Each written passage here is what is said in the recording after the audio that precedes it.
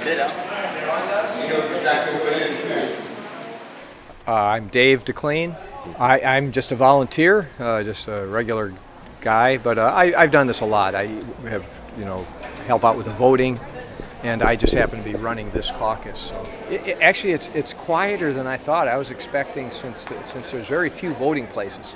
There's Mountain View, there's one in Pahoa, there's Hilo High, and then all the way up to Honokaa. So there's not many voting places, so a lot of more voters have to come to each location.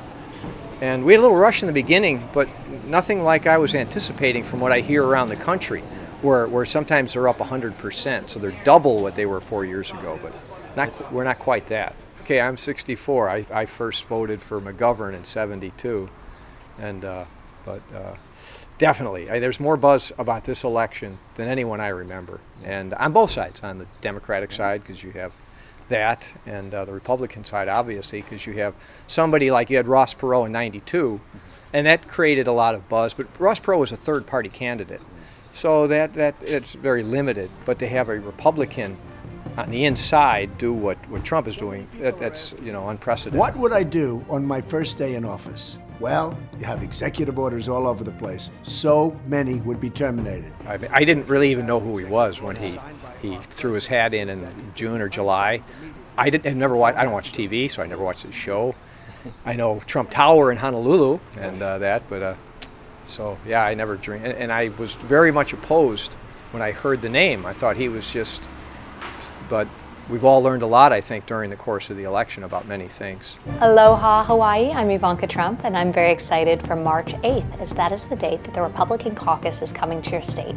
To learn how to caucus for my father, go to Donald. You had Carson on Hannity today said, I'm supporting Trump, which I've surprised a lot of people, including Trump supporters, because it's Trump versus the establishment. So I think definitely you have that. And on the other side, of course, you have Bernie Sanders, who it looks like he may have won Michigan, which would be a huge upset. But those are both anti-establishment. And the establishment now, I think many of us, especially us Republicans, we see that the GOP establishment, in the voice of Romney, things like that, they have more in common with each other than they do, and those of us on the who stand for other things, traditional conservative things that the Republican Party has not produced on. That's it's generated this tremendous amount of backlash, and they weren't ready for it.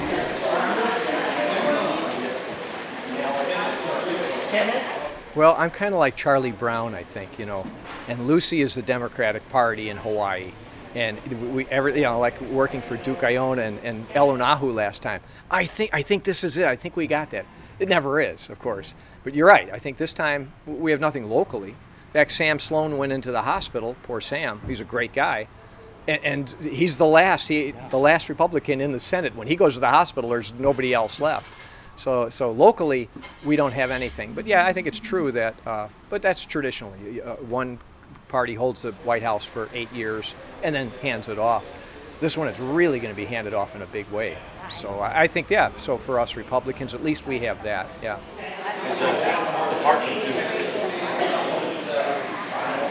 Caucus itself just runs, very mechanically. But as far as the buzz among Republicans generally, oh yes, they're very, very much split. So there's constant talk. I mean, every person I run into, it's usually some part of the conversation is about the presidential campaign. Definitely. This isn't really a caucus. It's really if we call it a caucus, we'd have. If we called it an election, we'd have to be open all day like an election is. But by calling it a caucus, we can set the hours. So we didn't really want it to be open because it's not really needed to be open. As you can see now, it's not really crowded. So we didn't need to be open all day, and it's hard to find volunteers, even just pauhana, after work. So they call it a caucus, but really it's not. It's just an election.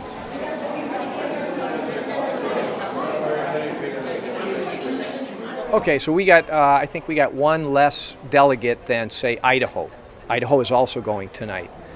So, Hawaii is, a little bit player, and nobody comes out here except a vacation. They don't really come out here to campaign. I do remember Bill Clinton, Air Force One, flying over the Hilo Civic when he came to campaign for Mazie Hirono. I remember that well. So occasionally you get a big figure like that, but we don't really make any, and I don't think this election is going to matter. If it were really close and these 18 delegates mattered. You know, our local party is in shambles, and it's really split. I haven't really been involved in the party very much, but the people who are running it and so forth, it's not in a good place. So it needs to start over, the Republican Party. There needs to be a second party in the state of Hawaii, because it's the way it is now. The establishment is so in control here. Maybe that's why, yeah, if an anti-establishment like Trump came in, maybe there'd be an anti-establishment wave. But I don't know. Those waves don't seem to affect Hawaii, so I don't really know. We've had poor leadership, and now they brought back in some old-timers that were, it's been very ineffective. People in charge, and a lot of infighting too. A lot of on the web, people having websites that battle each other. So it needs to be almost started from the ground up. Because I'm not really a party guy. Okay. And now I'm definitely not a party guy. I mean, I think that's what the way we've looked at the Republican Party. I'm a conservative, so I like the conservative principles of government: the smaller government, lower taxes, freedom like that. You associate more with a Tea Party kind of movement? Or I think Tea Party was a good movement here. Yeah, and it was quite active here. So Tea Party represents the conservative angle of the Republican Party, and but they've been very quiet. But I'd say the closest, if you would be maybe Cruz. To seek out a land where every one of us could worship the Lord God Almighty with all of our hearts, minds, and souls. But, those labels, I think that's another thing interesting about this election is the labels have kind of disappeared. Yeah. New labels are going to have to be attached, I think. So anyway, if everybody can count the signatures on the packages that you have, in your section. Yeah, we'll close the door at 8 o'clock. Anybody in line, we'll usher them inside and close the door so everybody gets to vote. Then, we'll sort them out. We have a lot of people who are voting outside their district. So those are called provisional ballots. Those go in an envelope. Casey? Tom? And those go in the ballot box. We don't count those. Those go to Honolulu because I will take them to the airport tonight. All the ballots and everything, they'll be shipped off. But I'll first call Andrew over there to give the totals, because he's got media waiting. He wants to hear from each of us what the totals were. We have two people. We haven't two counted separate first people yet. counting.